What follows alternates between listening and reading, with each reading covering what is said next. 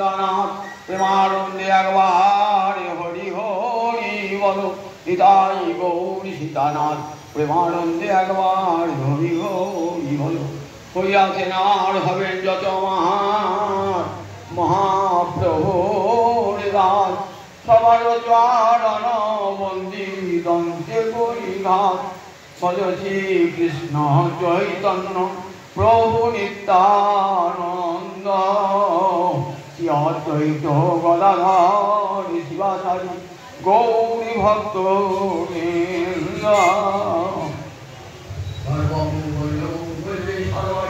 সর্বার্থসাধিকে শরণ্যে ত্র্যম্বকে গৌরী নারায়ণী শরণাগতদীনাথ পরিত্রাণপরায়ণে সর্বস্বার্থী হরে দেবী নারায়ণী या देवी सर्वभूतेषु मातृरूपेण संस्थिता नमस्तस्यै नमस्तस्यै नमस्तस्यै नमो नमः। समवेत भक्तबृन्দের চরণে আমার কোটি কোটি দণ্ডবত প্রণিপাত। শ্রীমন মহাপ্রভু রয়েছেন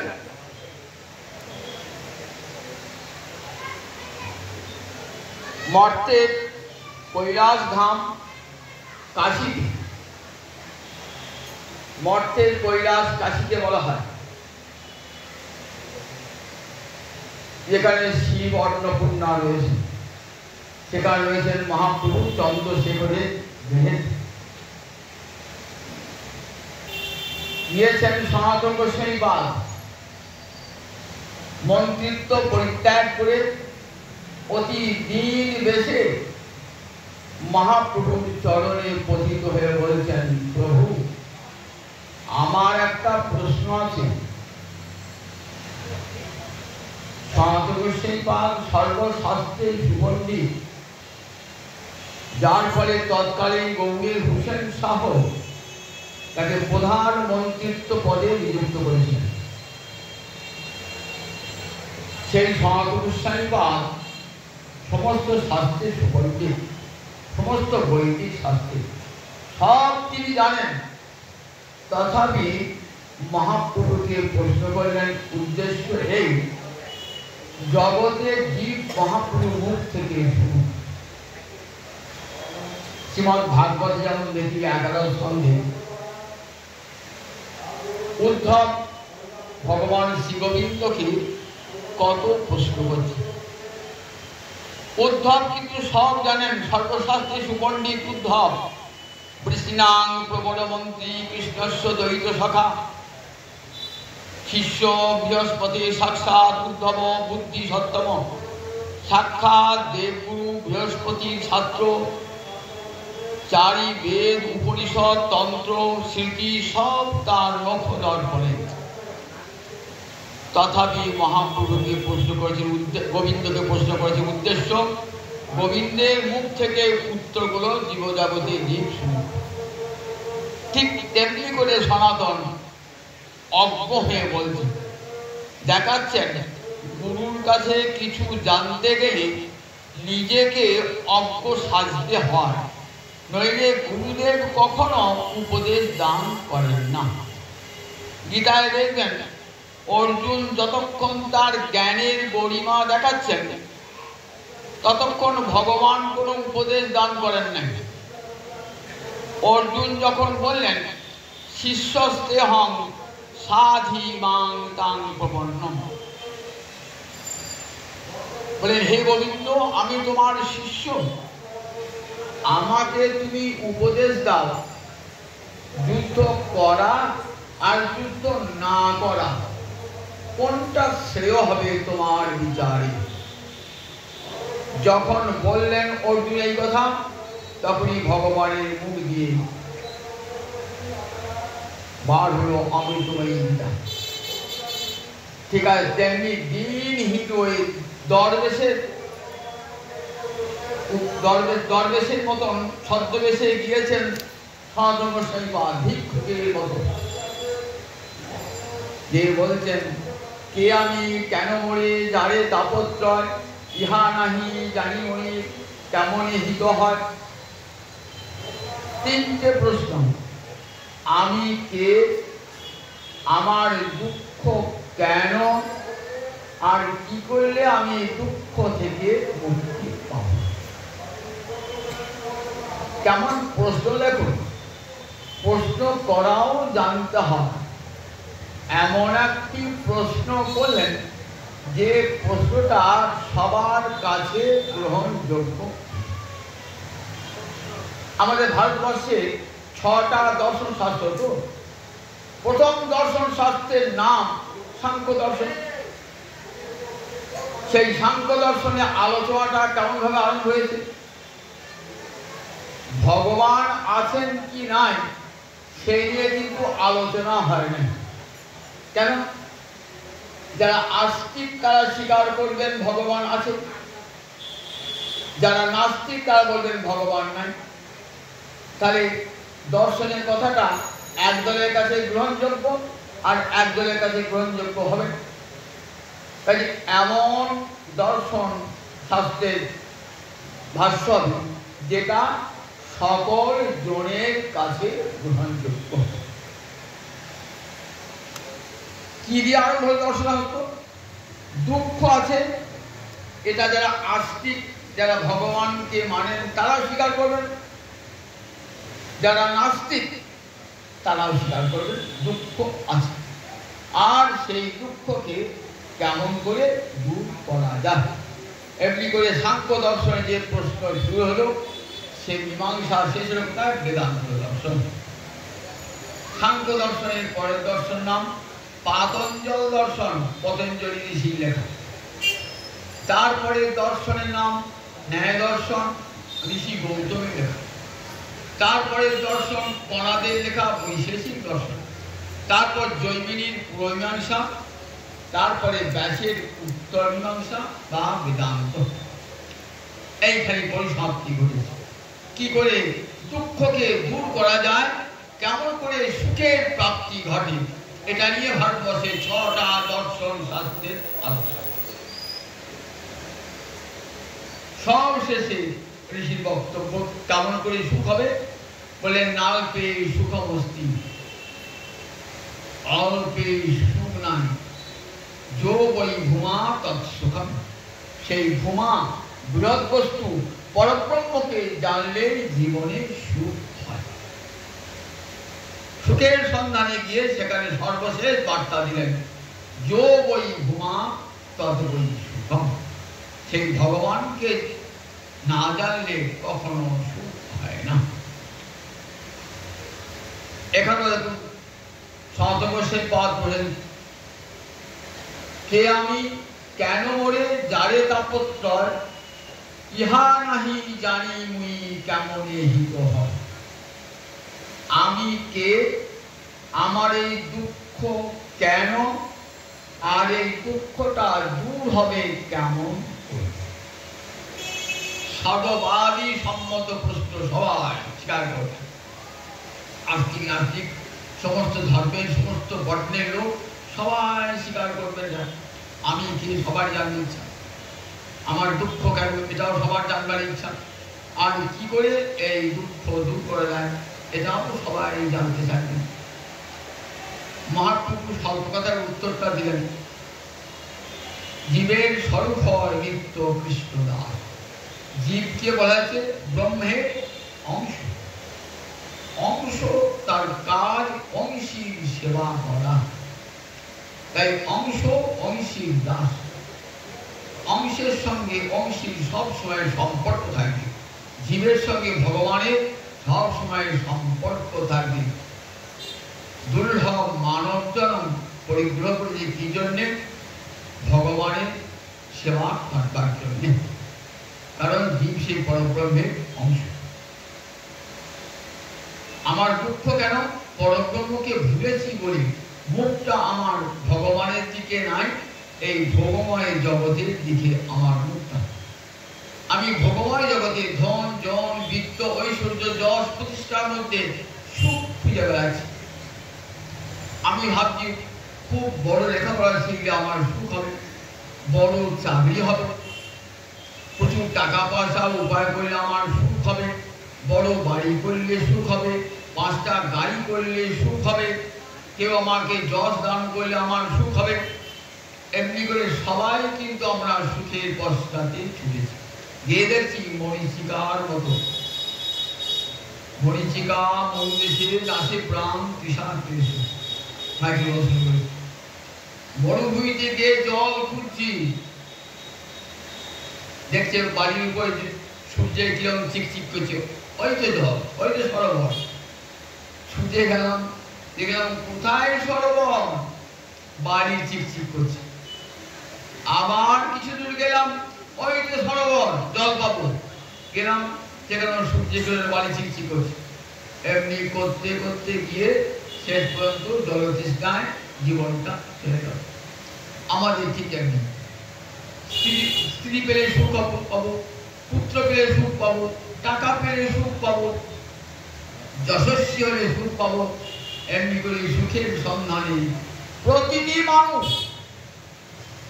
ব্রাহ্মণ থেকে চণ্ডাল পর্যন্ত, পুণ্যবান থেকে পাপিষ্ঠ পর্যন্ত, ধনহীন থেকে ধনবান পর্যন্ত, ব্রাহ্মণ ক্ষত্রিয় বৈশ্য শূদ্র নরনারী, বিশ্বের সমস্ত প্রাণী সুখের সন্ধান কি করে সুখ পাওয়া যায়,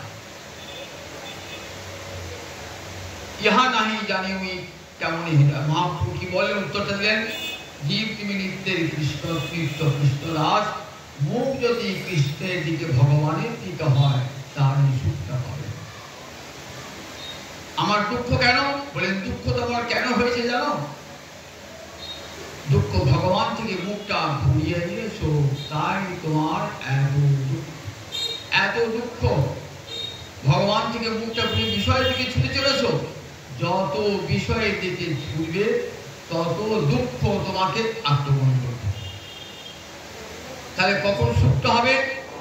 যখন মুখটা ঘুরে যাবে ভগবানের দিকে। ভগবানের দিকে যখন মুখটা ঘুরে যাবে, সাধু শাস্ত্র কৃপায় যদি কৃষ্ণের মুখ হয়, সেই জীব নিস্তরে মায়া তাহারই ছাড় হয়। কবিরাজ গোসাই পাল সুন্দর কয়ার সাথে করেছেন, কেন জীবের দুঃখ? কৃষ্ণ ভুরি সেই জীব অনাদি বহির্মুখ, অতএব মায়া তারে দেয় ভীষণ দুঃখ। জীবের দুঃখ কষ্ট কে দিয়েছেন? বলেন মহামায়া দিয়েছেন দুঃখ কষ্ট। কেন? গোসাই পাল বলছেন, জীবানাম অনাদি ভগবত বৈমুখ্যম অসহমানা। জীব কৃষ্ণ ভগবত ভজন করে না, তার বিষয়ের দিকে মুখটা, এটা মা মহামায়া সহ্য করতে পারে না, তাই জীবকে শাস্তি দিচ্ছেন। কেমন শাস্তি? থাক ভোগময় জগতে, দেখ ভোগের জ্বালাটা কেমন একবার দেখ, ভোগের জ্বালাটা কেমন একবার দেখ। ভোগ করে ধন জন সব নেই, দেখি তোর কেমন সুখ হয়। তাই দেখবেন আমাদের গীতা ভাগবত চণ্ডী সব শাস্ত্রের এক কথা, এক সুর, ভিন্ন ভিন্ন ভাবে সুর কিন্তু এক। শ্রীমৎ চণ্ডীতে মার্কণ্ডেয় পুরাণের অন্তর্গত 13টা অধ্যায়ের নাম চণ্ডী। মহাপুরাণ মার্কণ্ডেয় পুরাণ ব্যাসদেবের রচনা।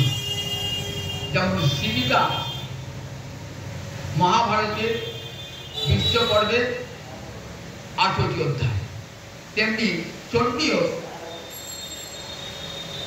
মার্কণ্ডেয় পুরাণের 13টি অধ্যায় নিয়ে চণ্ডী।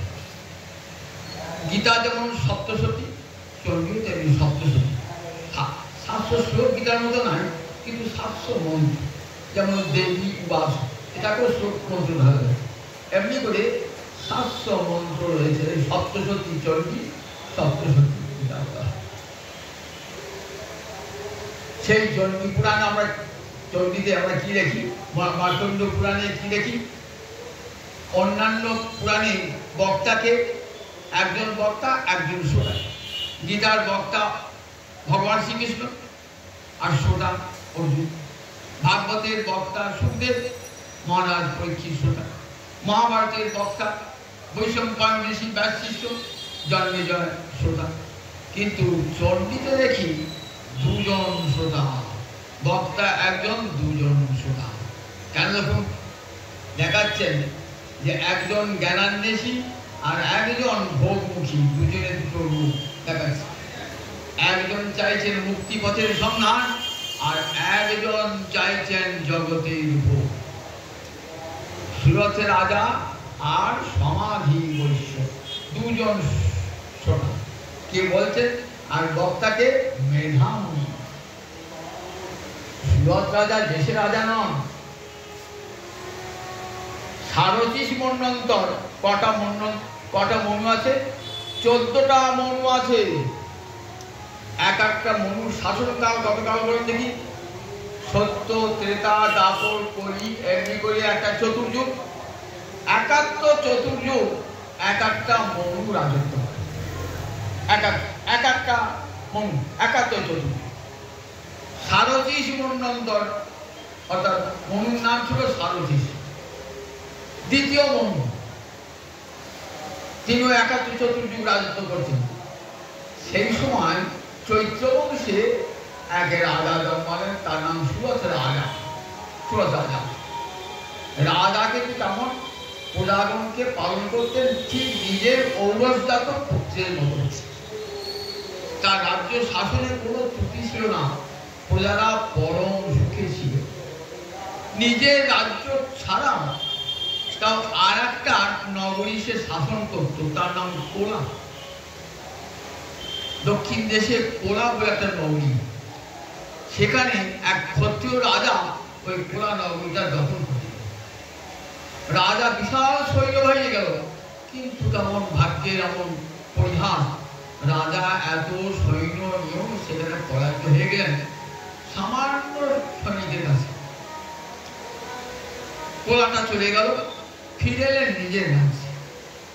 নিজের রাজ্যে ফিরে গেলেন, নিজের রাজ্যের যারা মন্ত্রী সচিব তারা করলো রাজার বিরুদ্ধে ষড়যন্ত্র করতে লাগলো।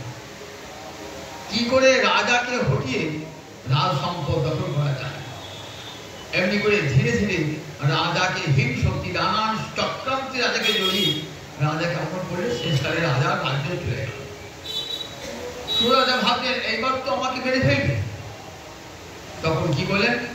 একাকী হয় আরুহ্য জগাম গহনম।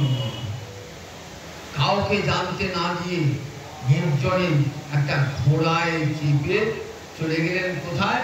একটা নির্জন অরণ্যে চলে গেলেন, যাতে কেউ জানতে না পারে, নিজের প্রাণটাকে বাঁচাবার জন্য। বনে গিয়ে ঘুরছেন, ঘুরতে ঘুরতে একটা দেখলেন একটা মুনি সুন্দর আশ্রম, প্রশান্ত সাপদা মুনি শিষ্য। সেখানে কত সাপদ হিংস্র প্রাণী রয়েছে, কিন্তু কি আশ্চর্য, মুনির তপস্যার এমন গুণ, সব হিংস্র পশুরা হিংসা ত্যাগ করে ধরে আছে। একটা বাঘ সিংহের কাছে একটা হরিণ, একটা শিয়াল, সেও ঘুরে বেড়াচ্ছে।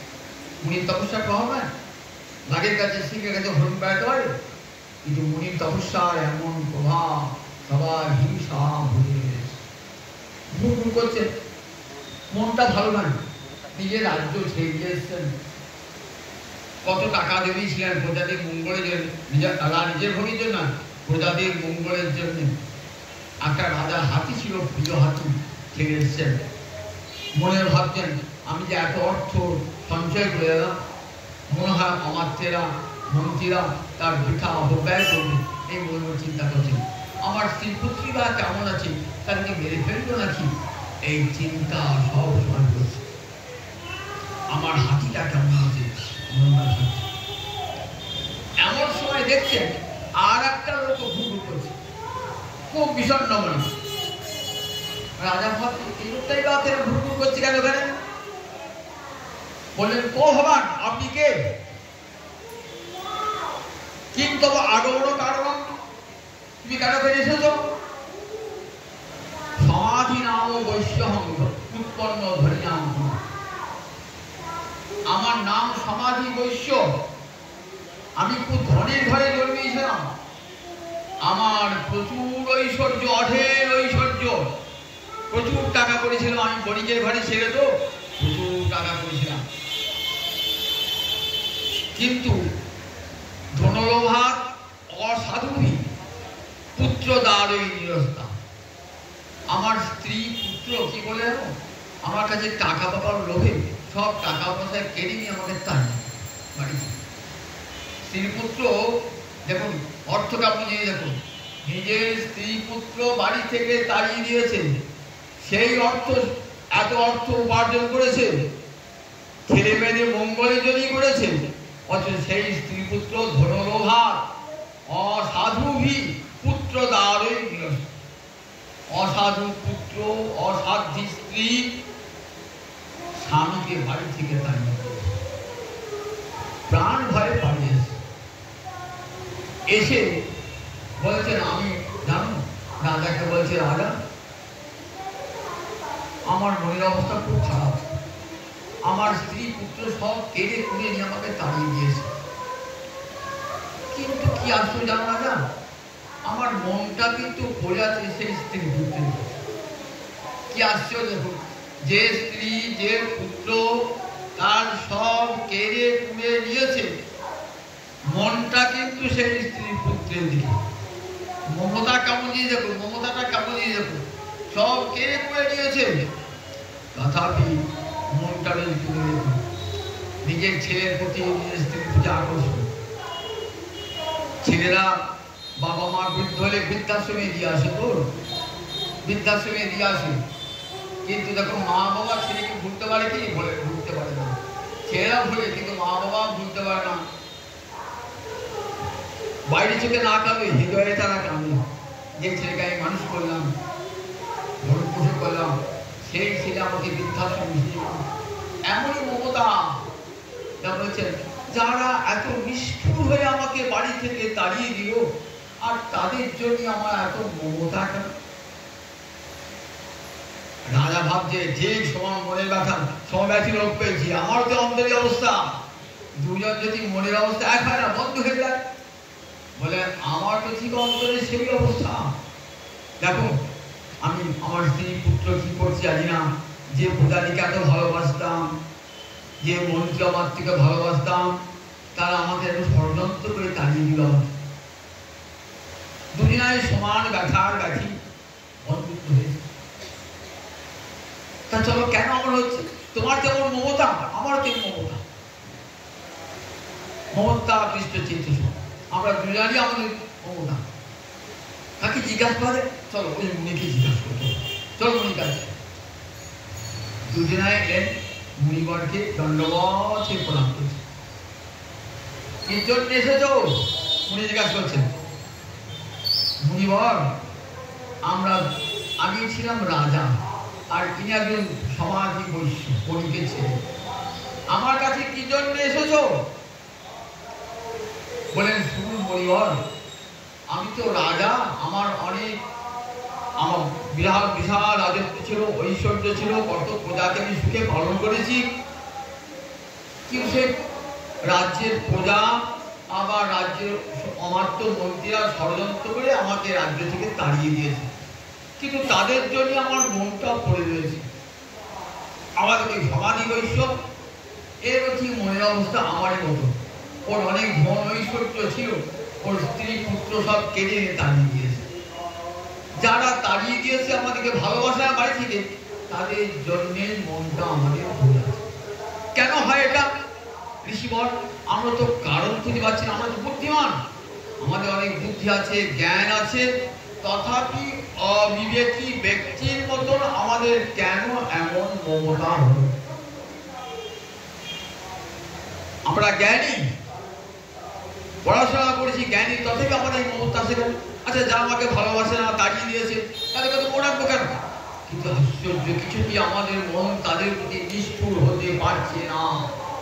এর কারণ ঋষিবর একটু হেসে বলছেন, দেখো তোমরা বলছো জ্ঞানী, বিষয়ের দোষ দেখেছ তো, তা বিষয় ভোগ করে না এমন কোন প্রাণী জগতে আছে?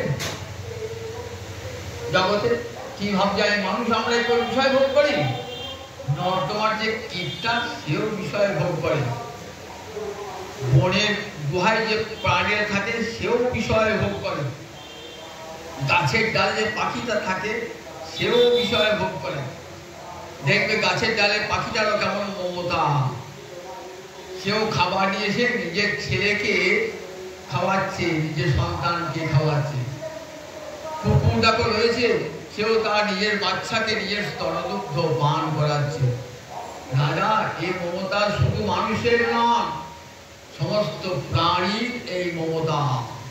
দেখো, সমস্ত প্রাণী, মানুষের সঙ্গে প্রাণীদের একটাই তফাৎ। অন্যান্য প্রাণীর কি তফাৎ? আহার নিদ্রা ভয় মৈথুনঞ্চ সামান্য এতৎ পশুবি নরানাং ধর্ম অধিক বিশেষস্তেষাং ধর্মেণ হীনা পশুবি সমানা। দেখো, পশু পাখি আর মানুষ একই। চারটে গুণ আহার, ক্ষুধা পেলে মানুষ খায়, পশু পাখি খায়। ক্লান্তি এলে পশু পাখিও ঘুমায়, মানুষও ঘুমায়। শত্রু দেখলে ভয় পায় মানুষ, পশু পাখিও ভয় পায়। পশু পাখি, মানুষ যেমন দ্বার পরিগ্রহ করে সংসার বিস্তার করে, পশু পাখিও করে। কিন্তু একটা নাই মনুষ্যদের প্রাণী পশু, কি নাই? বললেন ধর্মে নহিনা, বললেন ধর্ম অধিক বিশ্বাস। একমাত্র মানুষের ধর্মবোধ আছে, মানুষ ভগবানকে ভজন করে, আর পশু পাখি ভগবানকে ভজন করতে পারে না। তাহলে যে মানুষকে ভজনা, যে ভগবানকে ভজনা করে না, ধর্মে নহিনা পশুর সমান, সে পশুর সমান। যে ভগবানকে ভজে না, সে পশুর সমান। তবে দেখো, রাজা সবারই আছে দৃষ্ট দোষ বিষয়, বিষয়ের দোষ আমরা দেখেও সেই বিষয়ে আমরা বলি। কি জন্য হয়, কেন হয় জানো? মহামায়া প্রভাবে, মহামায়ার প্রভাবে, মহামায়ার মায়া সারা জগৎ বিস্তার। কামহি বৈষ্ণবী শক্তি অনন্ত বিদ্যা বিশ্বস্য বীজং পরমাসি মায়া সম্মোহিতং দেবী সমস্ত মেতৎ তং বৈ প্রসন্না ভূমি মুক্তি হেতু। ইতিহাস দাব করছে, তং হি বৈষ্ণবী শক্তি, তুমি বিষ্ণু শক্তি মহামায়া, তুমি বিষ্ণু মায়া। ইয়া দেবী সর্বভূতেষু বিষ্ণু মায়েতি শক্তিতা নমস্তস্যৈ নমস্তস্যৈ নমস্তস্যৈ নমো নমঃ। বিষ্ণু মায়া, সেই মহামায়ার প্রভাবে, মহামায়া প্রভাবে সংসার স্থিতিকারিণা, সংসারের সৃষ্টি স্থিতি লয়ের কারণ স্বরূপা, বিশ্বের বীর স্বরূপা যে মহামায়া, তার প্রভাবে মহামায়া বলেছেন, দেখ আমাকে ভুলি রেখেছেন, স্ত্রী দিয়ে, পুত্র দিয়ে, অর্থ দিয়ে, বৃত্ত দিয়ে, ঘর দিয়ে, বাড়ি দিয়ে জীবকে ভুলিয়ে রেখে দিয়েছেন। কেন? যতক্ষণ পর্যন্ত বিষয়ের জ্বালা সে উপলব্ধি না করছে, ততক্ষণ পর্যন্ত বিষয় ভোগ করুক। বিষয় ভোগ করতে করতে বুঝুক যে বিষয়ে সুখ নাই, একমাত্র সুখ ভগবানের ভালোবাসা। এই মহামায়া কি করেন? তাই জীবানাম অনাদি ভগবত বৈক্ষম অসহানা, কৃষ্ণ বলি সেই জীব অনাদি বহির্ভূ, অতএব মায়া তারে দেয় বিসর্গ। কবু স্বর্গে উঠায়, কবু নরকে ডুবায়, দণ্ডজনে রাজা যেন নদীতে চুবায়। তখন আমাকে সর্বসুখ দিলেন, আবার তখন নরকে ফেললেন। এক জন্মে কত কোটি কোটি টাকার মালিক হলাম, কত নাম যশ হলো, কত বাড়ি গাড়ি হলো, পরের জন্মে ভিখিরি, একটা থাকবার ঘর পর্যন্ত না। কর্মফল ভোগ করতে হবে, সবাইকে কর্মফল ভোগের জন্য এক জন্মে পেলাম, পরের জন্মে। ভাগবতটা উদাহরণ দিয়েছেন, দেখো একটা কুকুর যেমন এক বাড়ি থেকে আর এক বাড়ি যায়, এক বাড়ি থেকে এক বাড়ি ফুৎপরিত যথাদিন সারমেয় গৃহম গৃহম। ক্ষুধায় কাতর একটা কুকুর এক বাড়ি থেকে আর এক বাড়ি গেল, এক বাড়িতে দুটি খেতে দিল, না রুটি নাও, দুটি অন্ন নাও, আর এক বাড়ি ঝাঁটা নিয়ে দিল। এই কোনো জন্মে খুব সুখ ভোগ করলাম, আর কোনো জন্মে ওই ঝাঁটার বাড়ি খেতে হল। এমনি করে জীব একবার একবার কবু স্বর্গে উঠায়, কবু নরকে উঠায়। মহামায়া প্রভাব দিয়ে না। তখন কাসা মহামায়া, তখন জিজ্ঞাসা করছে সেই মহামায়া কি? জানো সেই মহামায়াকে? বলেন নাট্য বিস্ময় কার্য যোগনিদ্রা জগৎপতি হরেশ্চৈত দয়া দয়া সংগচ্ছতি জগৎ জ্ঞানী নামপি চেতাংশী দেবী ভগবতী হিসা বলাদাকৃষ্য মহায় মহামায়া প্রযচ্ছতি। জানো সেই মহামায়াকে? কি তার প্রভাব জানো? বলেন ভগবান শ্রীহরির যোগনিদ্রা, ভগবান শ্রীহরির শক্তি, তিনি তার ভয়ঙ্কর শক্তি দৈবিচ্ছেষা গুণময়ী মম মায়া দূরত্ব অনন্ত শক্তি তং হি বৈষ্ণবী শক্তি অনন্ত বিদ্যা ভয়ঙ্কর শক্তি তার অনন্ত শক্তি রূপিণী। সেই মহামায়া জগৎপতি ভগবান শ্রীহরি যোগনিদ্রা দয়া সম্মোহিত জগৎ সমস্ত তার দ্বারা মোহিত হয়ে রয়েছে। জ্ঞানীরা যে যতই জ্ঞানী বলুন নিজেকে, মহামায়ার ফাঁদে সবাইকে করতে হয়। জ্ঞানী নাম কি চেতাংশী, জ্ঞানীর চিত্তকে বলপূর্বক আকর্ষণ করে বিষয়ে ডুবিয়ে দেয়, বিষয়ে ডুবিয়ে দেয়। দেখে না কত বড় বড় জ্ঞানী বিষয়ের জন্য কত খারাপ কাজ করে। কি করে করে? তার তো জ্ঞান বুদ্ধি আছে যে আমি এত এই খারাপ কাজটা করবো কেন? বহু লোকের টাকা চুরি করি, বহু লোকের টাকা মেনে নিই, জানে পাপ তবুও করছে, তবুও করে। এটাতে কত কঠিন জিজ্ঞাসা করছে, আমি পাপ করতে চাই না, কে যেন আমাকে জোর করে পাপ করায়। দেখেছেন তো? তাহলে মহামায়ের এমন প্রভাব। জ্ঞানী নাম কি চেতাংশী, বহু জ্ঞানী বহু আমরা দেখি খুব খারাপ কাজ করে বিষাছে। জ্ঞানী নাম কি চেতাংশী দেবী ভগবতী অনাদাকৃষ্য বলপূর্বক আকর্ষণ করে মোহগ্রস্ত করে দেয়, মোহগ্রস্ত করে দেয়। তারাও সংসারে ডুবে থাকে, ভৌসুকে ডুবে থাকে। এই ভৌসুক করতে করতে একজন চৈতন্য আসে যে ভোটে সুখ নাই, নালবে সুখমস্তি যোগই হুমা তদ্বৈ সুখম। তখন জীবের মুখটা ঘুরে যায়। মহামায়া কেন ছিলেন? জীবকে ভালোবাসেন তো। একটা ছেলে পড়াশোনা করে না, মা কি করে না? তুই পড়বি না, দিন রাত্রি খেলবি, দিন রাত্রি দুষ্টুমি করবি, ঠিক আছে আজ তোর খাওয়া বারণ, আজ এই ঘরে পুরো লাগিয়ে দিলাম, সে করবি। মা কি জান সেটা আমার না খেয়ে বলুন? মা চান না, মা ছেলে ভালো চান, মঙ্গল চান তো মা থাকতে পারেন না। তেমনি মহামায়া মা তো জগৎ জননী, জীব ভগবানকে ভজনা করে না, ভোগ সুখে মা তো আরাম নেই, তার দুঃখ দেখ, ভোগ বউ দিলাম, ছেড়ে দিলাম, সংসার দিলাম, দেখ ঘর দিলাম, বাড়ি দিলাম, টাকা দিলাম, সব দিলাম, দেখ তুই সুখ পেয়েছি? সুখ নাই। সুখ কখনো বিষয়ে সুখ হয় না, বিষয়ে কখনো সুখ হয় না। তখন জিজ্ঞাসা করছেন আশা মহামায়া, সেই মহামায়ার স্বরূপ কি? তো বলে সারিতা। কখন উৎপন্ন কি উৎপন্ন? বললেন দেখো ভগবানের জন্ম মৃত্যু নাই, তেমনি ভগবতীরও জন্ম মৃত্যু নাই। বিদায় ভগবান বলছেন না, জন্ম কর্ম চমে জীবম এবং যোগ একটি তত্ত্ব তত্ত্বাদেহং পুনর্জন্ম নৈতি মামেতি। আমার জন্ম নাই কিন্তু তথাপি আমি জন্মাই, নররূপে অবতীর্ণ হই। আমার কর্ম নাই তবু আমি কর্ম করি।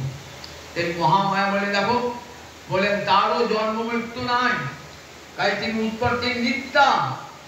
কখন আমি দেবানাং কার্য সিদ্ধার্থ, দেবগণের কার্যসিদ্ধি করবার জন্য যখন তিনি আবির্ভূত, তখন বলা হয় মহামায়া আবির্ভূত হয়েছে।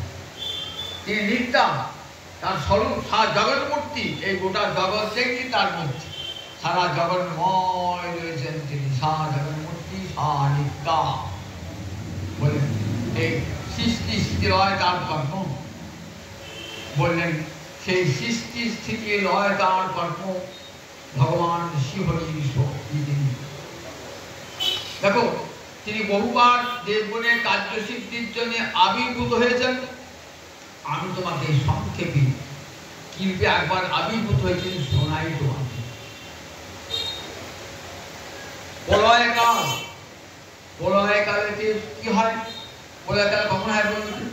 ব্রহ্মা যখন ঘুমাতে যায়, সত্য ত্রেতা দাপর করি একটা চতুর্যুগ, একাত্তর চতুর্যুগে এক মন্বন্তর, 14 মন্বন্তের ব্রহ্মার একটা দিন শেষ হয়ে গেল, রাত্রি এলো, ব্রহ্মা ঘুমিয়ে পড়ল।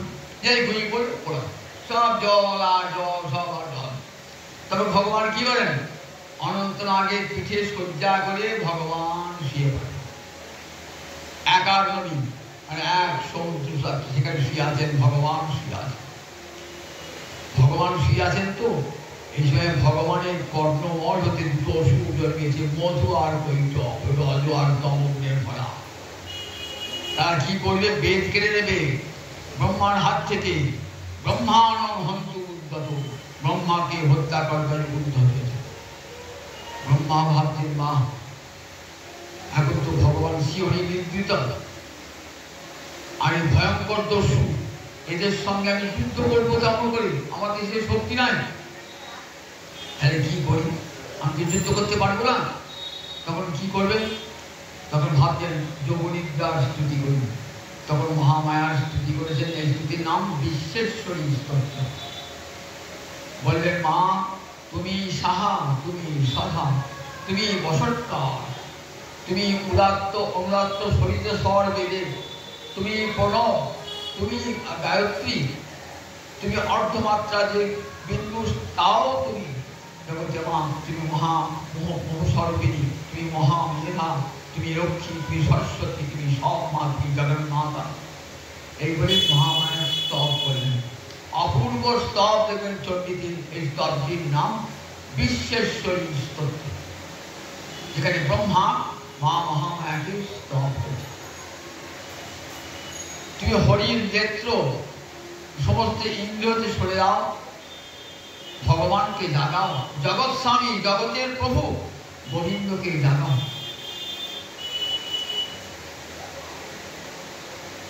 সঙ্গে সঙ্গে ব্রহ্মার স্তবে মা তুষ্ট হয়ে শিবহরি নেত্রা অন্য ইন্দ্রিয় হতে সরে এলেন। ভগবান ঘুম থেকে উঠলেন, উঠে দেখছেন মধু আর কৈটব ব্রহ্মার মহত্ব উদ্যত, ব্রহ্মাকে হত্যা করবার উদ্যত হয়েছে। এসো আমার সঙ্গে যুদ্ধ করবে। যুদ্ধ একদিন দুদিন নয়, পঞ্চবর্ষ সহস্রান, 5000 বছর ধরে যুদ্ধ। একদিন দুদিন নয়, 5000 বছর। কেউ হারে না, কেউ যেতে না। মহামায়া এবার কি কাজ, মোহগ্রস্ত করতে হবে তো, মোহগ্রস্ত করতে হবে তো। এদিকে ওই রজার তমগুণের অধিপতি মধু আর কৈটবকে তখন কি করলেন, মা মোহগ্রস্ত করে দিলেন ওই মধু আর কৈটব। বলছিলেন গোবিন্দকে, তুই তো ভালো যুদ্ধ করতে পারো নাকি, তোমার যুদ্ধে আমি তো তুষ্ট হয়েছি, বর্ষা বর্ষা। বললেন বর দেবেন, আচ্ছা এই বর দাও, তোমরা দুজন আমার হাতে বদ্ধ হও, উভয় বদ্ধ হবে না, আমার হাতে বদ্ধ। বদ্ধ করেছে তো, বলে বেশ বেশ ঠিক আছে, আমরা দুজন বদ্ধ হতো, কিন্তু ন যত্র উর্বী শরীরের অপরিপ্লুতা, পৃথিবীতে যেখানে জল নাই সেইখানে কিন্তু আমাদেরকে হত্যা করতে হবে। সব জল হাসছে তো, যেখানে জল নাই সেখানে হত্যা করতে হবে। বলেন ঠিক আছে। তখন নিজের উদ্দেশ্যে নিয়ে এলেন মধু আর কৈটবকে, সুদর্শন চক্র দিয়ে মধু আর কৈটবকে হত্যা করে। সেই মধু আর কৈটবের মেদ দিয়ে পৃথিবী সৃষ্টি হয়েছিল, নাম পৃথিবী একটা নাম মেদিনী হয়ে গেল। বলেন এই একবার আবির্ভূত হয়েছিলেন, আর একবার কখন আবির্ভূত হলেন, এই যে চণ্ডীর প্রথম চরিত্র। মধ্যম চরিত্রে কি দেখি, মহিষাসুর কি করেছে, দেবরাজ ইন্দ্রকে স্বর্গ থেকে চ্যুত করেছে, দেবতাগণকে তাড়িয়ে দিয়েছে। দেবতারা এখানে সে মর্তের মানুষের ঘুরে ঘুরে বেড়াচ্ছে। মহিষাসুর স্বর্গ দখল করেছে। মহিষের মতো আকৃতি ছিল বলে নাম মহিষাস, স্বর্গ দখল করেছে। দেবতারা ভয় দিতে পারছে না, তার এত শক্তি। দেবতারা তো ব্রহ্মার পরে সে জয়ী হয়েছে, ব্রহ্মা তাকে বর দিয়েছে, সেই ব্রহ্মার পরে সে অমর বর পেয়েছে। সে বলছে দেখো আমি নারীকে গ্রাহ্য করি না, নারী ছাড়া আমার কেউ যেন হত্যা করতে না, নারীকে ধরতে মধ্যে আমি নাই। গোবিন্দ কারণ বর, ব্রহ্মা কারণ বরটা কৌশল রেখে দিয়েছে। তখন গেলেন তাকে সৃষ্টিকর্তা ব্রহ্মার কাছে। ব্রহ্মা বলে চলো গোবিন্দের কাছে যায় আর মহাদেবের কাছে যায়। কৈলাসে গেলেন, বৈকুণ্ঠে গেলেন, নিজেদের দুঃখের কাহিনী সব বর্ণনা করেন। যত্রে সব গৌরধ্বজ, যেখানে ঈশ্বর মানে মহাদেব আর গৌরধ্বজ মানে গোবিন্দ। চলো গোবিন্দ শুনছেন, মহাদেবও শুনছেন। শুনতে শুনতে দেবতাদের কষ্ট আর মহিষাসুরে অত্যাচার শুনতে শুনতে কি হলো, বিষ্ণু খুব কুপিত হলেন। যেই গোবিন্দ কুপিত হলেন, মুখ থেকে একটা ভয়ঙ্কর তেজ বার হল। শিবের মুখ থেকে তেজ বার হল, ব্রহ্মার মুখ থেকে তেজ বার হল, ইন্দ্র গণাদি সব দেবতার মুখ থেকে তেজ, সব তেজ এমন বিশাল পর্বতের মতো এক বিশাল নারীমূর্তি ধর, বিশাল নারীমূর্তি ধর। সব দেবতারা নিজে নিজে অস্ত্র থেকে একটা অস্ত্র দিলেন। হিমালয় তাকে দিলেন সিংহ, দেবরাজ ইন্দ্র তাকে দিলেন ঘণ্টা। এমনি করে এক একজন গোবিন্দ দিলেন তার সুদর্শন চক্রতে একটা চক্র, শিব দিলেন তার সুর থেকে একটা সুর। এমনি করে সব দেবতারা অস্ত্র শস্ত্রে সাজিয়ে দিলেন। ভয়ঙ্কর রূপ ধারণ করে মা মহামায়া চলেছেন হুঙ্কার করতে করতে। মহিষাসুর এসেছেন, জানছে আমাকে তো ও আর সামান্য নারী কি করবে আমাকে। জানেন না নারী হাতি তার মতো। ভয়ঙ্কর যুদ্ধ চলল, 100 বছর ধরে যুদ্ধ, 100 বছর ধরে যুদ্ধ চলল মহিষাসুরের সঙ্গে। মহিষাসুর কতবার কত রূপ ধারণ করছে, আর মা মহামায়া সমস্ত অসুর সৈন্যগণকে হত্যা করছে। করতে করতে শেষকালে মহিষাসুরের পিঠে যদি গলদেশে আমন করে চেপে ধরলেন, মহিষাসুরকে হত্যা করলেন। মহিষাসুরকে হত্যা করার পর সমস্ত দেবতারা স্তব করলেন মা মহামায়া, মা তুমি সকলের আরতি হরণ করো মা। আমরা বলো মা এই কথা দাও, যখনই কেউ আর বিপদে পড়বে তখন তোমাকে ডাকলেই যেন তুমি সাড়া দিও। বলেন কথা, যখনই তোমরা বিপদে পড়বে আরতিতে আমাকে ডাকবে, সর্বস্বার্থী হরে দেবী নারায়ণ নমস্তে, নারায়ণ পিয়াদ সর্বস্বার্থী হরে দেবী নারায়ণ। এই বলে মহামায়া অন্তর্ধান করে। মহামায়া অন্তর্ধান। এবার শুম্ভ আর নিশুম্ভ এরা ভয়ঙ্কর দু ভাই, ভয়ঙ্কর বড় দৈত্য। এরা ব্রহ্মার কাছে বর পেয়েছেন, নারী ছাড়া আর কারো হাতারা বলতে হবেন না, নারীকে রাজ্যের মধ্যে আনেন নাই। বিন্ধ্য পর্বতে এসে তপস্যা করছেন, এসে বিন্ধ্য পর্বতী মা এসেছেন সেখানে। এসে বিন্ধ্য পর্বতী অপূর্ব সুন্দরী মা হয়েছেন। সোমবার শুম্ভ আকাশে দুধ পাঠাচ্ছে, শুম্ভর খবর দিচ্ছি যে আপনারা সবই অধিকার করছেন, এই সুন্দরী রমণীকে পান নাই, বলে নিয়ে এসে যাও। এক একে সব দুধ পাঠাচ্ছেন, শুম্ভর এলো, এক একে সব এলো, রক্তবীজ এলো। মা মহামায়া বলে আমরা একটা দেখো, আমি একটা প্রতিজ্ঞা করেছি। কি প্রতিজ্ঞা করেছি না, আমার সঙ্গে আমাকে যুদ্ধ করে যে হারাতে পারবে আমি তাকে প্রতিনিধিত্ব করব। তুমি তাকে সামান্য রমণী পারবেন আমাদের শুম্ভের সঙ্গে যুদ্ধ করতে? বলে আমি তো প্রতিজ্ঞাটা করেছি। প্রতিজ্ঞা করে ধূম্রচনকে একবার শেষ করলেন। চন্দ্রমুন্ড এলো, শেষ হয়ে গেল। রক্তবীজ এলো, শেষ হয়ে গেল। শুম্ভ এলো, শেষ হয়ে গেল। নিশুম্ভকে শেষ করে মা মহামায়া। শুম্ভ নিশুম্ভর অত্যাচারে দেবতারা স্তব করছেন ভগবান। তখন আবার মা ভগবতী মহামায়া আবির্ভূত হলেন। এই তিনটি মহামায়ার আবির্ভাবের কাহিনী শুনিয়ে বলছেন, শোনো রাজা, তা উপেহি পরমেশ্বরী, সেই পরমেশ্বরী শরণাগত হও, তাহলে রাজা তুমি আবার তোমার রাজ্য ফিরে পাবে, তোমার যা বাঞ্ছিত বর তুমি পাবে।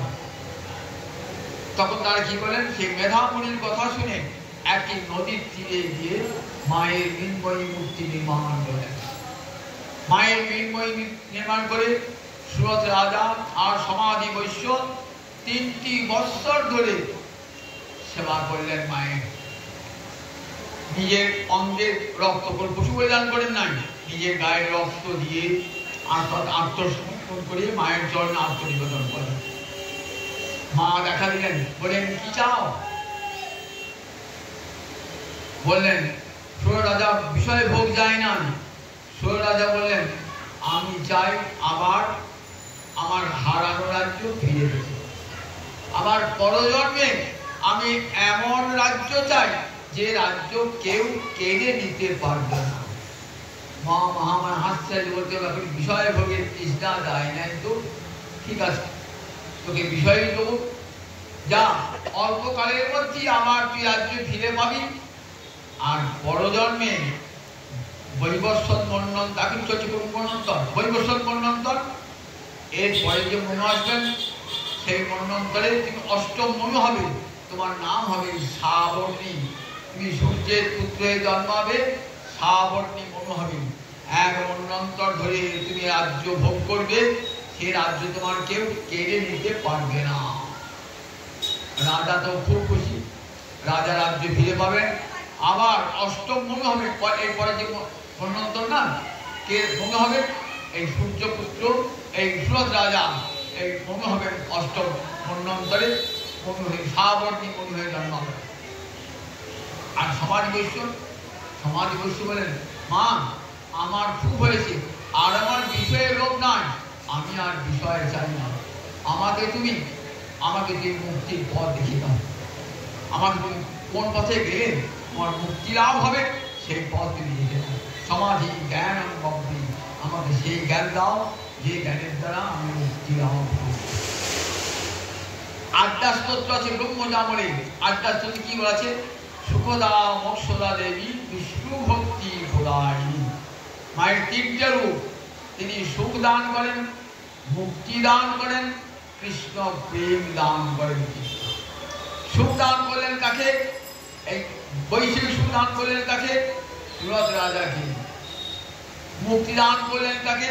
সমাধি বৈশ্যকে। আর ব্রজে কাত্যায়নী পড়া, ব্রজে রয়েছেন কাত্যায়নী মূর্তি ধরি মা মহামায়া রয়েছেন। কুরুক্ষেত্রে ভদ্রকালী, ব্রজে কাত্যায়নী পড়া। মা কাত্যায়নী ভেজে যে বৃন্দাবনকে দেখবে সবাই, বৃন্দাবনে মা কাত্যায়নী চমৎকার সেবা হয়, কাত্যায়নী সেবা। দেখবেন ভাগবতে বর্ণনা আছে, ব্রজের নন্দব্রজ কুমারিকা, নন্দব্রজের কুমারীগণ হেমন্তকালে 1 মাস ধরে কাত্যায়নী ব্রত করেছিল। সেই ব্রতের উদ্দেশ্য কি ছিল? যে নন্দগোপ সুতম প্রতিজ্ঞা। কাত্যায়নী মহাযোগিনী মহাধীশ্বরী, আমাদের এই বাঞ্ছা পূর্ণ করো, নন্দগোপ নন্দন যেন আমাদের স্বামী হয়। মা কাত্যায়নী তাদের বাঞ্ছা পূর্ণ করেছেন। এই মা কাত্যায়নী বৃন্দাবনে আছে যোগমায়া। মায়ের দুটো রূপ, একটা রূপ মহামায়া, সেই ত্রিগুণময়ী মায়া। জগৎকে কি করছেন? একটাতে বিষয় মুখী করে রেখে দিচ্ছেন, ভোগ সুখ দিচ্ছেন। আর একটায় যদি ভজন ভোগ সুখ ভোগ করতে করতে বিষয়ের তৃষ্ণা দূর হয়ে যাবে, মনটা ভগবানের দিকে যাবে, তখন কৃষ্ণ উন্মুখ মোহিনী। তখন মা কি করবেন? এই নিয়ে দরজা খুলে দিলাম। গীতায় বলছেন নাহং প্রকাশ সর্বত্র যোগ মায়া সমাবৃত। যোগ মায়া আমাকে ঢেকে রেখে দিয়েছে, সবারই কাছে আমার রূপটা দেখাবে না। বহু সাধনা করি, আমাকে দেখার যখন যোগ্যতা লাভ হবে, তখন যোগমায়া এই মন্দিরের দরজা খুলে দেবে। দেখ সে কাত্যায়নী বৃন্দাবনের যত লীলা, যোগমায়া কাত্যায়নী লীলা পদ্ম বিকাশিনী। বৃন্দাবনে যত লীলা কে করছেন? এই যোগমায়া। রাসলীলা যোগমায়া উপাশ্রিত, যোগমায়াকে আশ্রয় করি। বলছেন আমিও না জানি না, জানি গোপীগণ দোহার হরে দোহার নিত্য দোহার মন। আমি জানি না যোগমায়া কখন কি লীলা করবেন। যে গোপীগণ কৃষ্ণের নিত্যকালের প্রেয়সী, সেই গোপীগণকে পরবধূ সাজিয়েছেন কে? যোগমায়া পরবধূ সাজিয়েছেন। কি অপূর্ব লীলা! বাঁশি বেজে উঠেছে বংশী বটে, গোপীরা যাবেন তো তখন কি করেছেন? সব তাদের স্বামীরা, ভ্রাতারা, আত্মীয় স্বজনরা আটকেছেন, যেতে দেবেন না। যোগমায়ার শক্তির কাছে কেউ পারে? আসল গোপীগুলি সব চলে গেল, যোগমায়া সব নকল গোপী তৈরি করে দিলেন, সেগুলি সব স্বামীর সঙ্গে, ভাইয়ের সঙ্গে, পিতার সঙ্গে সব ফিরে গেল। সব গোপীরা জানলেন যে গোপীরা আমাদের কাছেই আছে। এদিকে কৃষ্ণ রাজা করছেন কোটি কোটি গোপী গোপীকে নিয়ে। এদিকে কেমন যোগমায়ার কেমন লীলা, কেমন দুর্বাহী। ব্রহ্মমোহন লীলার দিনেতে দেখছেন কি বললেন, সব ব্রহ্মা কেটে দিয়েছেন, সব যত বালক বাছুর সব চুরি করে নিয়েছেন। যোগমায়া সব তো বালক বাছুর চুরি করে দিয়েছে। বলে প্রভু কোনো চিন্তা নাই, যতগুলো বালক বাছুর তৈরি করেছেন ততগুলো বালক বাছুর আছে। দেখছেন বৃন্দাবনের ততগুলো বালক বাছুর সব এক গোবিন্দই সব কোটি কোটি বালক বাছুর হয়েছে। বলরাম দেখতে গেছেন, আর বছর শেষ হতে কয়েকদিন বাকি আছে। বলরাম ভাবছেন আগে আমার কৃষ্ণের প্রতি যেমন ভালোবাসা ছিল সেই ভালোবাসাটা কমে গেল কেন? এখন গোবৎস শ্রীরামের প্রতি সেই ভালোবাসা আসছে কেন? তাহলে কার মায়া? এই নিশ্চয় আমার ভক্তি মায়া, আমার প্রভু মায়া, যোগ মায়া। মা যশোদা দেখছেন গোবিন্দের মুখবিবারী নির্ভক্ষ লীলা, দেখছেন অনন্ত ব্রহ্মাণ্ড। যোগ মায়া করছেন, দেখছেন দেখ তোর গোপাল কে, দেখ অনন্ত কোটি ব্রহ্মাণ্ড দর্শন করছে। মায়ের মনে বৈরাগ বেশি গেছে, নিজের ছেলে বলে ভাবছি, কাউকে নিজের বলে ভাবা উচিত নয়। বৈরাগ্য গোপাল সঙ্গে সঙ্গে যোগমায়া আমার মা বাবা বৈরাগিনী হয়ে যাবে, আমাকে দুধ খাওয়াবে না, আমাকে কোলে দেবে না। বলেন কোনো চিন্তা নাই। সঙ্গে সঙ্গে বৈষ্ণবী মায়া বিস্তার করলেন। মা তখন সব ভুলে গেলেন, বলে আমার গোপাল, আমার গোপাল, সাত সাগরের সীতামণি গোপাল। এই বৃন্দাবনের যত লীলা অন্তরঙ্গা শক্তি যোগমায়া সমস্ত লীলা করছেন বৃন্দাবনে। কৃষ্ণ প্রেয়সী নাচিত নারায়ণী, নারায়ণ প্রেয়সী হয়েছেন, তার ভয়ঙ্কর শক্তি। আমরা কেন পুষে দেখি যে দেবতারা অসুরদের সঙ্গে যুদ্ধ করে জয়লাভ করেছে, জয়লাভ করে সব দেবতাদের কি সম্মিতম্বী। বায়ু বলছে আমার জন্যই তো হলো যুদ্ধে জয়লাভ করলাম, অগ্নি বলছে আমার জন্যই তো হলো, এসব বলছে একা একা। সবারই অহংকার হয়েছে। তখন মা দুর্গা হৈমবতী রূপ ধরিয়ে গিয়েছেন, গিয়ে বলছে কাছে গিয়ে দেখো তো ওই লোকে দেখো কে এত জ্যোতির্ময় ছটার কাজ কে আছে। কাছে গিয়েছেন, অগ্নি দেবতার কাছে গিয়েছেন। তুমি কে গো? বলছে আমি অগ্নি। তোমার কি কাজ? আমি বিশ্বকে পুড়িয়ে দিতে পারি। ও তুমি বিশ্ব পুরাতে পারো? এই না একটা চিহ্ন দিলাম, ঘাস দিলাম, পুড়িয়ে দাও দেখি। শত চেষ্টা করো অগ্নি পোড়াতে পারো, শত চেষ্টা করে বাদ পারো, অগ্নি ফিরে। এবার বায়ু দেবতা গিয়েছে, তোমার নাম কি? আমার নাম বায়ু। তুমি কি? আমি সব পুড়িয়ে দিতে পারি, এক বলতে কোথাও পৃথিবীতে পুড়িয়ে দিতে পারি। ও তাই বুঝি? এই তৃণকাশিকে ওরাও দেখি, তৃণকাশি ওরাও দেখি। শত চেষ্টা করো সে তৃণকে সে জায়গা থেকে মারতে পারবে না, ফিরে গেল। তখন দেবরাজ ইন্দ্র এসেছেন, তখন মা হৈমবতী একবারে স্বর্গে আকাশে জ্যোতির্ময় মূর্তি ধরে বলেন, দেখো দেবরাজ ইন্দ্র, দেবতারা কত অহংকার করছে যে আমি আমাদের বলে জিতেছি। দেখো ব্রহ্ম শক্তি ছাড়া কখনো জয় সম্ভব নয়। তোমরা নিজের শক্তিতে যে তোমার জয় লাভ করো নাই, ভগবানের শক্তিতে জয় লাভ করেছে। তখন ইন্দ্রের সেই জ্ঞান হল, মা কেন বুঝতে এই কাহিনী। আমরা দেখতে পাই যে সুখদা মুখ দেবী বিষ্ণু ভক্তি প্রদায়ী, মা উপাসনা করে সুখ পাওয়া যাবে, সংসারের সুখের পান সেটাও পাবেন। আবার তন্ময়ী প্রসন্না ভূমি মুক্তি হেতু, মা যদি প্রসন্ন হন মুক্তি পদ হেতু।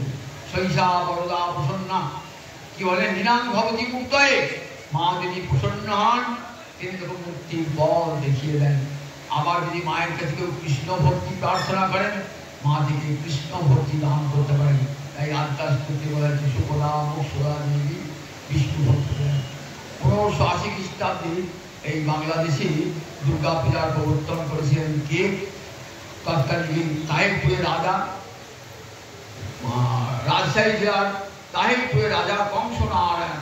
তিনি ছিলেন একবারে আমাদের সুবেদার। তিনি চেয়েছিলেন যে একটা মহাযজ্ঞ করুন, বিরাট সুবেদার তো বহু টাকা পয়সা আছে। রমেশ শাস্ত্রী বলে তার পুরোহিত ডাকলেন, পুরোহিত মশাই দেখেছেন কি যজ্ঞ করলে হয়। পুরোহিত মশাই বলেন, দেখুন রাজস্ব বা বাজপেয় যজ্ঞ এগুলো রাজা ছাড়া কেউ করতে পারে না।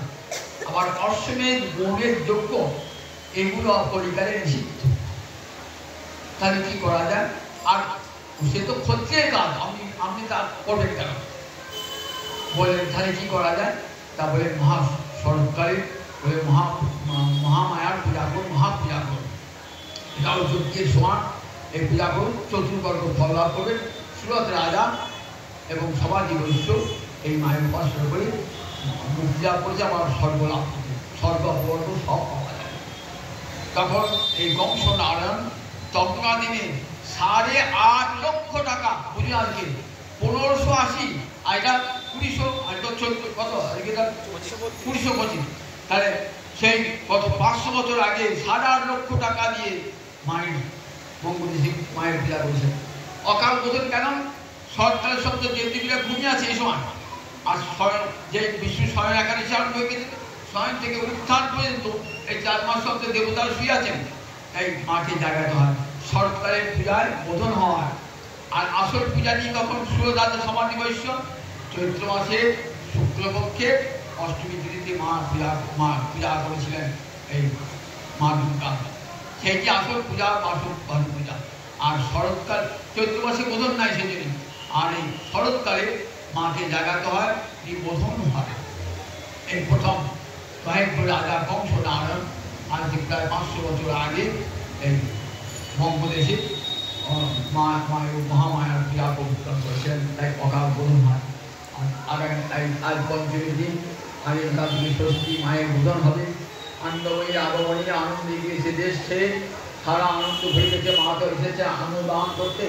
মায়ের কাছে সবাই প্রার্থনা করুন, মা কৃপা করো মা, সর্বস্বার্থী হরে দেবী নারায়ণ মূর্তি, সর্বমঙ্গল মঙ্গলে শিবে সর্বার্থ সাধিকে, শরণ্যে ত্রম্বকে গৌরী নারায়ণী মূর্তি, সৃষ্টি বিধি বিনাশানামি শক্তিভূতে সনাতনী, গুণাশ্রয়ী গুণময়ী নারায়ণী নমস্তুতি।